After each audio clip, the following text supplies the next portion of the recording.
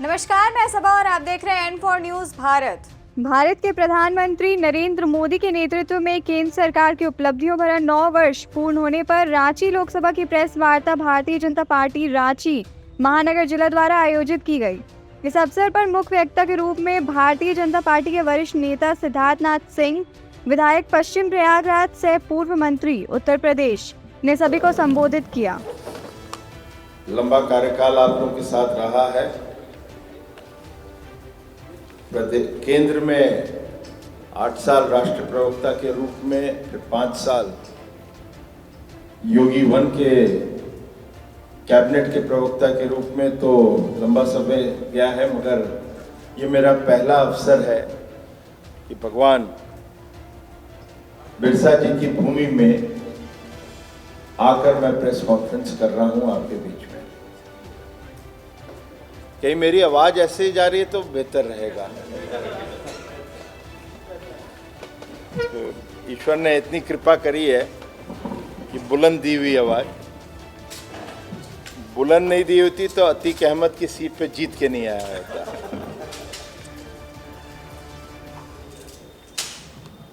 ये 9 वर्ष का जो महासंपर्क अभियान मोदी जी का जो चल रहा है, उसी के निमित्त मैं यहाँ पे आपके बीच में हूँ और उसी दृष्टि से मुझे प्रेस कॉन्फ्रेंस भी करनी है।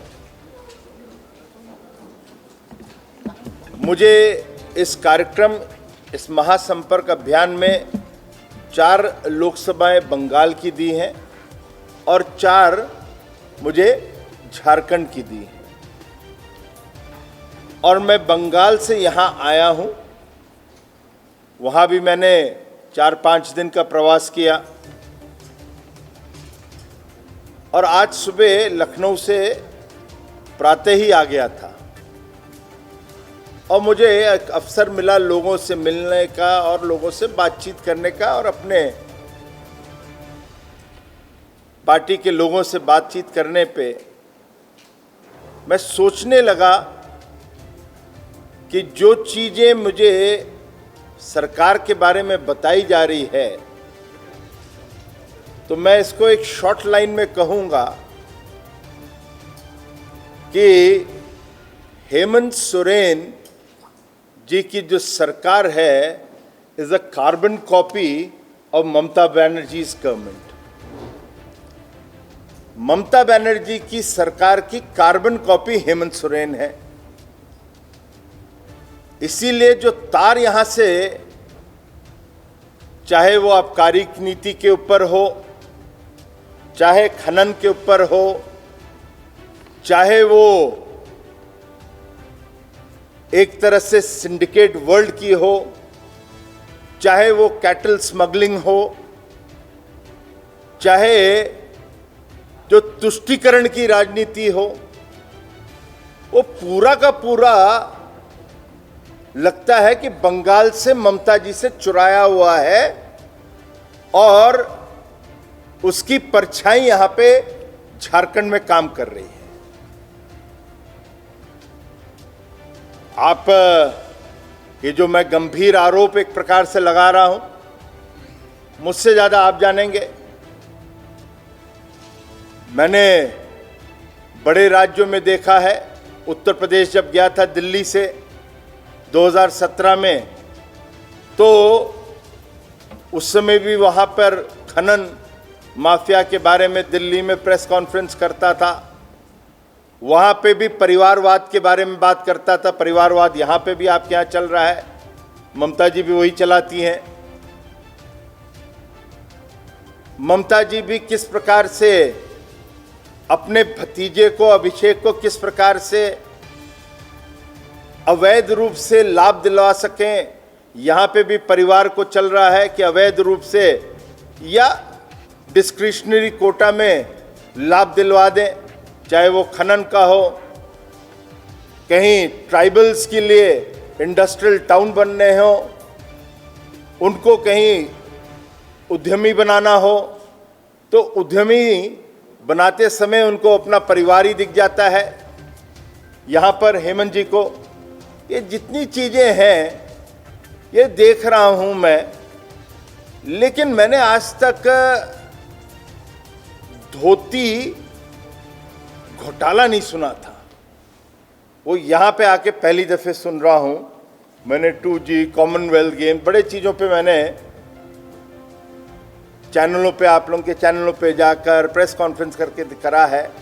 मैं यहाँ पे मैं पहली दफ़े आके सुन रहा हूँ कि धोती घोटाला भी होता है, तो ये बड़ी चीज़ है। अब धोती में घोटाला क्या कर सकते हैं, मेरा आज तक नहीं समझ आया, मगर हो रहा है यहाँ पर। फिर ये भी सुनने में आ रहा है कि सीएम का जो सचिवालय है, जहाँ पे फाइलें जाती हैं, वो फाइलें दलालों के घर पे जाके निपट जाती हैं, तो सीएम के सचिवालय का महत्व खत्म हो जाता है। और सबसे ज्यादा तुष्टीकरण की जब बात करते हैं, आप मुझसे बेहतर जानेंगे, मैं इसलिए दावा तो बहुत नहीं करूंगा, लेकिन जो ट्राइबल है आपके यहां, वो सबसे ज्यादा इफेक्टेड तो वही लोग हो रहे हैं। उनका कहीं ना कहीं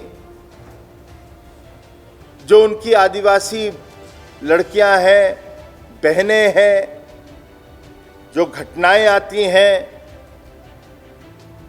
उनके शोषण की, वो सब वहीं से आ रही हैं। यहां तक कि तुष्टीकरण की पराकाष्ठा तो आप देखिए, शायद ही कोई विधानसभा हो, मैं ये नहीं कहता कि आप नमाज के लिए कोई जगह ना रखें, मैं सम्मान करता हूं, पूजा और पद्धति जो है उसका सम्मान करना चाहिए, लेकिन विधानसभा के अंदर एक कमरा बना दीजिए, ये तो मैंने आज तक नहीं सुना था। हम लोग विधानसभा या संसद को, संविधान जो कहता है वो कहता है कि आप इनको धर्म से परे रखिए। आप धर्म से परे नहीं कर रहे हैं, वहीं पे तुष्टीकरण के लिए आप शुरू हो जाए। और सबसे बड़ी चीज जो है, जिस प्रकार से घुसपैठ हो रहा है, इसलिए मैं कह रहा हूं, कार्बन कॉपी में देख रहा हूं, वहां पर भी घुसपैठ जो है बांग्लादेशियों का बंगाल के अंदर हो रहा है। सरकार कुछ नहीं कर रही है, राशन कार्ड तक बनाती है। और यहां पर भी वही हो रहा है। जो एक भौगोलिक दृष्टि से डेमोग्राफिक जो है, वो सरकार उसको चेंज करने में, राज्य सरकार चेंज करने में लगी है। लगता है, फिर मैं यूज कर रहा हूं, ममता जी को लगता है कि बंगाली वोट से उनका काम नहीं चलेगा, इसलिए वो एक्सपोर्ट कर रही हैं बांग्लादेशी वोट। हेमंत सोरेन जी को भी वही लगता है कि यहां पे झारखंड के मूल निवासियों का वोट से काम नहीं चलेगा, मैं बांग्लादेशियों के वोट को एक्सपोर्ट कर लूं, या वहां से एक्सपोर्ट कर लूं, या यहां पे इंपोर्ट कर लूं। तो ये जो डेमोग्राफिक चेंज है, ये खतरनाक है, राष्ट्र हित में नहीं है। और मैं इतना ही कहना चाहता हूं कि भारतीय जनता पार्टी एनआरसी के लिए कमिटेड है। बिहार, बंगाल, झारखंड जितना विरोध कर ले, इस देश के हित के लिए है, इस देश के मुसलमान समाज के लिए, मुस्लिम समाज के कि कोई खतरा नहीं है, ये भ्रमित करते हैं लोग। और झारखंड में भी एनआरसी लागू होना चाहिए, ये भारतीय जनता पार्टी चाहती भी है और अपनी डिमांड भी रखती है। अब आप सोचिए, एम्स एम्स एम्स करते थे हम सब लोग, आपके यहां भी है, आ गया। 7 एम्स होते थे 2014 में, मगर वो जाके 15, अब आज की डेट में 15 एम्स हैं। मेडिकल कॉलेजेस अलग अलग हो गए। अब इसी तरह से कहीं मैं छोटा सा उदाहरण दूं, डिजिटल इंडिया, बड़ी चीज बातें होती थी डिजिटल इंडिया में। राजीव गांधी जी ने कहा, आप लोगों को फेमस कोट याद होगा कि 1 रुपया चलता है 10 पैसा पहुंचता है गरीब के पास। राहुल गांधी जाते हैं विदेश में, बुराई करते हैं मोदी जी की। अरे कम से कम आपके पिताजी की जो समस्या थी उसको तो सॉल्व कर दिया, वो नहीं कर पाए आपके पिताजी राजीव गांधी। 1 रुपया चलता है 10 पैसा पहुंचता है। आज तो मोदी जी बटन दबाते हैं, डीबीटी के माध्यम से सबके घर में पैसा पहुंच जाता है। तो भ्रष्टाचार खत्म किया मोदी जी ने। तो राहुल गांधी जी कम से कम इसके लिए तो उनको उनकी तारीफ कर दो, वो भी नहीं करते हुए। अब मैं चीजें बहुत हैं मगर मैं इसको एक विजनरी के ऊपर मैं आपको एक जो हाल में ही बड़ा चर्चा का विषय बना, और झारखंड से आपके हमारी आदरणीय राष्ट्रपति जी भी आपकी नतनी हैं, यहाँ ही से आती हैं, उनका ननिहाल यहाँ है। मैं उस विवाद में ना जाते हुए, ऐसे उत्तर है मेरे पास, उसका भी उत्तर है, लेकिन 2026 में भारत के अंदर डिलिमिटेशन कमीशन फिर बैठेगा।